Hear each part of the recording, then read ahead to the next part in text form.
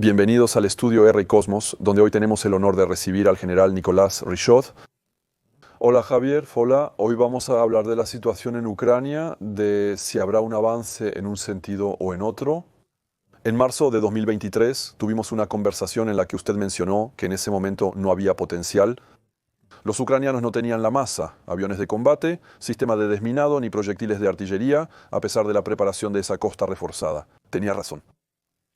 Hoy en día estamos en una situación que ha cambiado mucho en comparación con esa época. Desafortunadamente no, y ni de un lado ni del otro. Hoy en día hay una especie de equilibrio, porque incluso cuando se dice que los rusos avanzan es solo a nivel microtáctico, son solo unos cuantos kilómetros cuadrados. Pero cuando uno veía el frente en 2023 y el frente en 2025 sigue siendo muy difícil a escala de Ucrania ver una diferencia enorme. El hecho es que ni de un lado ni del otro tenemos el poder de romper porque todavía no tenemos la masa. Desde 2023 las posiciones se han mantenido relativamente estables y se han reforzado. Las posiciones defensivas son cada vez más fuertes y por lo tanto es cada vez más difícil romperlas. Entonces eso va a continuar.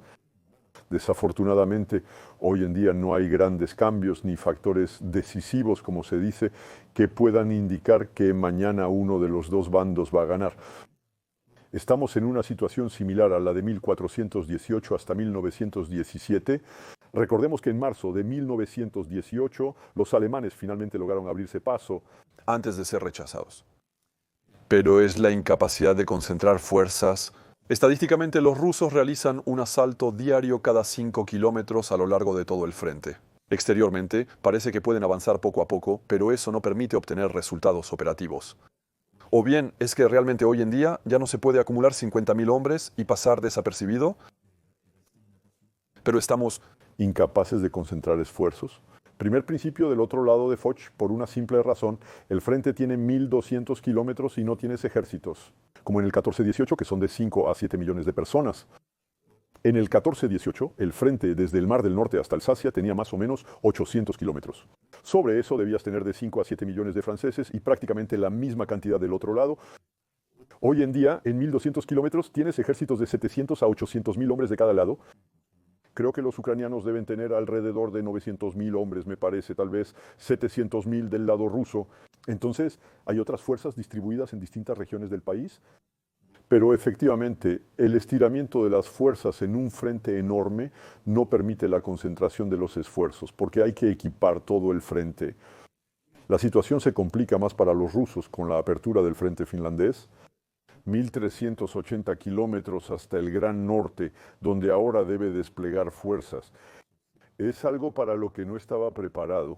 ¿Es algo inesperado que les causará problemas?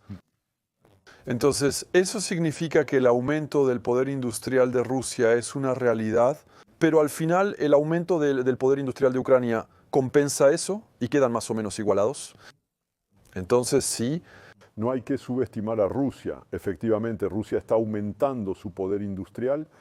Están siendo muy ayudados por los norcoreanos y por Irán. Se puede ver claramente, diría yo, el porcentaje de Shahed que se lanza cada día. Y por otro lado, los ucranianos están ganando fuerza, pero todavía reciben muchísima ayuda de los occidentales, de los europeos y también, hay que decirlo, de los estadounidenses, que no se han retirado. Así que todo esto crea una especie de equilibrio, aunque sea un poco.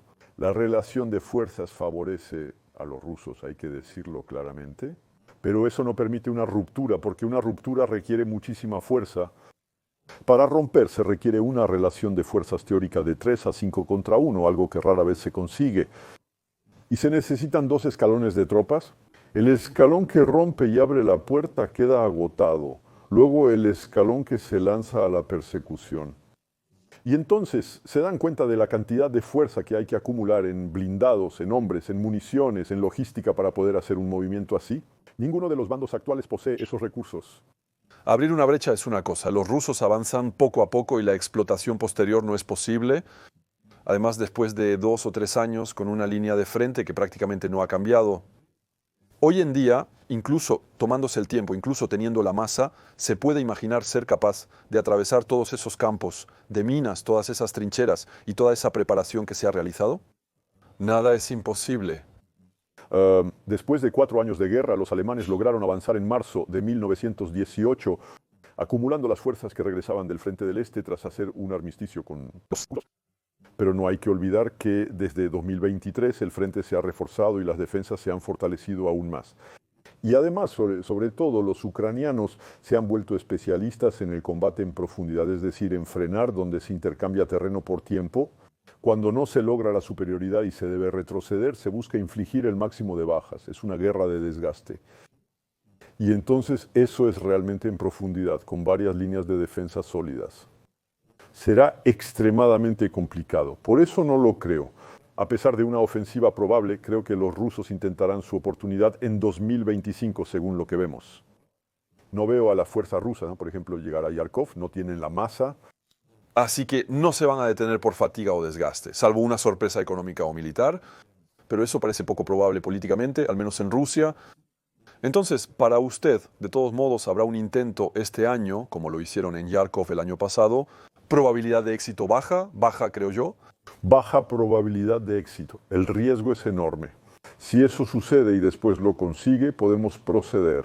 Entonces hemos visto ejemplos en la historia, efectivamente, donde eso termina en un desastre. Del 10 al 13 de mayo de 1940 la línea francesa fue atravesada en una semana. Llegaron al Canal de la Mancha, pero actualmente es poco probable que los rusos logren abrirse paso. Vemos que se están concentrando con varias decenas de miles de hombres al este de Yarkov. Me parece poco probable. Es improbable que los rusos ganen, pero los ucranianos tienen más posibilidades de salir victoriosos, porque los europeos producen y suministran a Ucrania conforme van produciendo. Realmente no tienen reservas. Si mañana los estadounidenses suministran a Ucrania, tienen en reserva 2.000 misiles de crucero, 1.000 tanques y 100 F-16. Ahí, por otro lado, eso sería un detonante suficiente para permitir que Ucrania no solo detenga a Rusia, sino que pase al ataque. Será difícil por las mismas razones, ya que incluso con el equipo se necesita la fuerza humana. La fuerza humana es crucial. Una batalla se gana en el terreno a pesar de drones y aviones. Es positivo, pero eventualmente hay que ir al terreno y sin la masa en el terreno será difícil.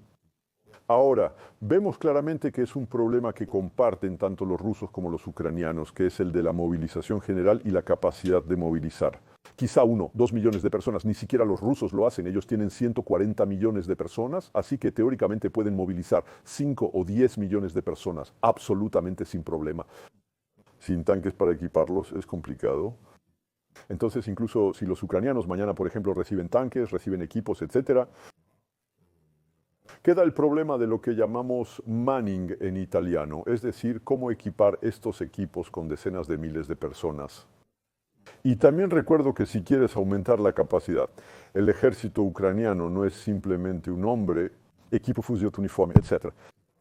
También se requiere establecer una logística y estados mayores. Los estados mayores son oficiales de alto rango con 25 años de experiencia, como teniente coronel y coronel. Entonces eso no lo encuentras debajo de la cola de un caballo. En ese caso tendrás que estirar al ejército para formar nuevas unidades, lo que trae debilidad. Entonces no es imposible, pero es muy complicado. Requiere mucho tiempo recrear fuerzas que no existen.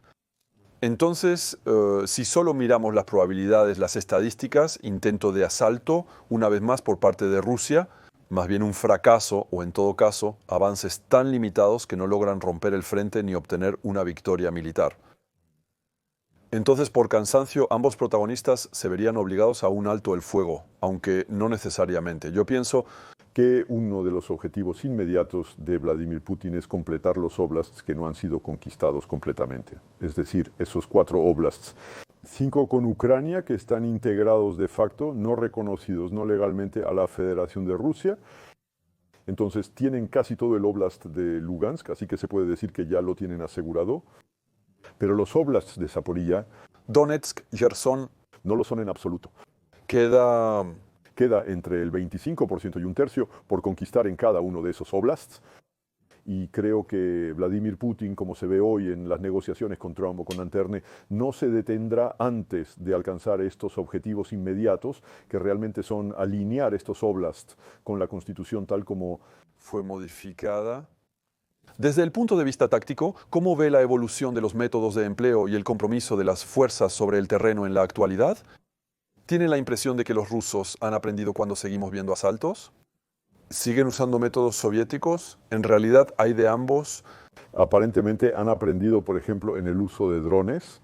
Creo que hoy en día están casi a la par con los ucranianos. Sí, muy claramente. Cuando vemos, por ejemplo, el dron kamikaze, que es un dron merodeador, el Lancet es un arma de bajo costo, de solo unos miles de euros, pero muy efectiva. Y luego ahora vemos los drones teledirigidos con fibra óptica, que no pueden ser interferidos en el plano electromagnético y que causan enormes daños. Así que sí, ellos aprendieron, sí, ellos aprendieron.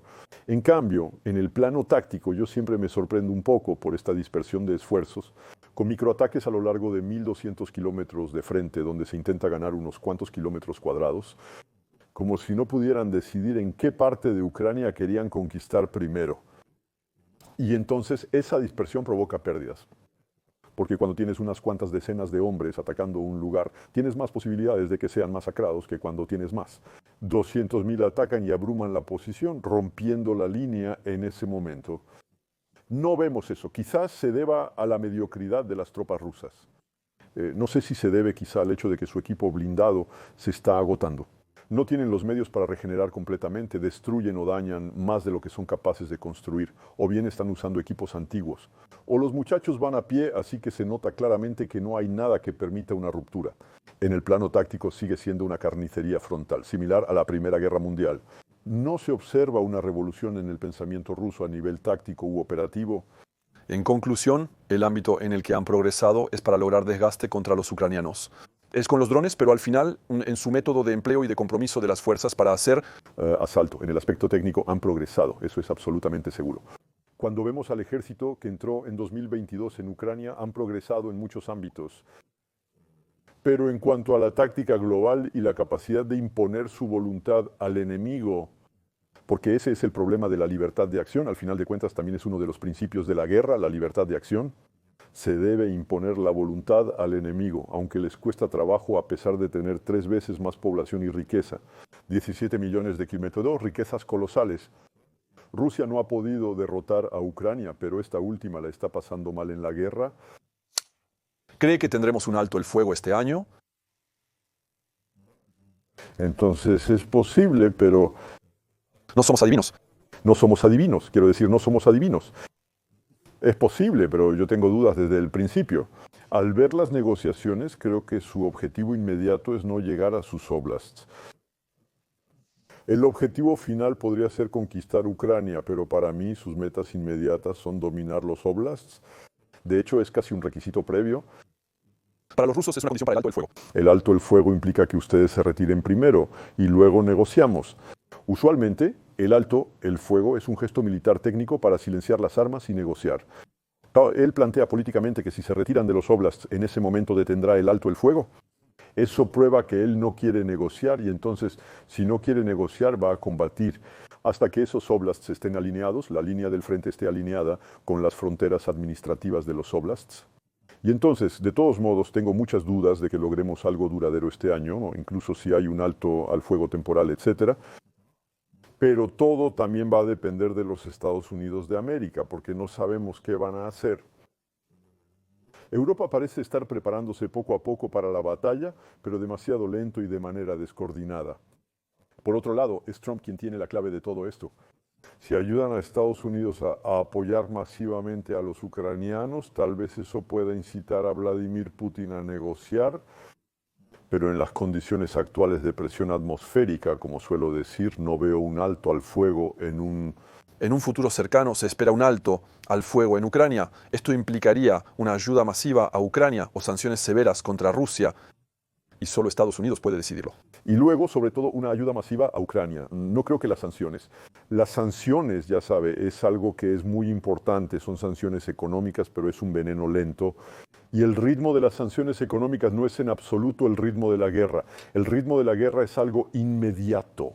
Necesita tropas, municiones, logística, tanques, aviones, etc. Mientras que desde un punto de vista económico, cuando se imponen sanciones, surten efecto en 5 o 10 años, tal vez eso va a debilitar a Rusia, ciertamente le impide pasar al siguiente nivel, así que se dice que no sirve de nada. Sí sirvió claramente para frenarla, para detenerla por los tirantes, es decir, imagina el poder de Rusia. Si hoy no hubiera sanciones, probablemente Pero por lo demás, efectivamente, las sanciones no llevarán a un... ensayo sobre el... No lo creo. En cambio, una ayuda masiva anunciada diciendo, ya que no quieres negociar ahora, vamos a ayudar masivamente a Ucrania con armas de largo alcance. Sin restricciones, creo que el apoyo estadounidense tendría un efecto sobre Rusia. Sin embargo, no veo a Estados Unidos con Trump tomando ese camino actualmente. Continuaremos sufriendo miles de bajas semanales, como si nada ocurriera, aparentemente alrededor de 1.000 muertos por día. Heridos, etc. Se estima que al menos varios cientos de personas han fallecido del lado ruso. Lado italiano, aunque ellos están... A la defensiva. Probablemente. Bueno, Gerald, muchas gracias. Esperamos que les haya gustado. Hasta pronto en el estudio RI Cosmos.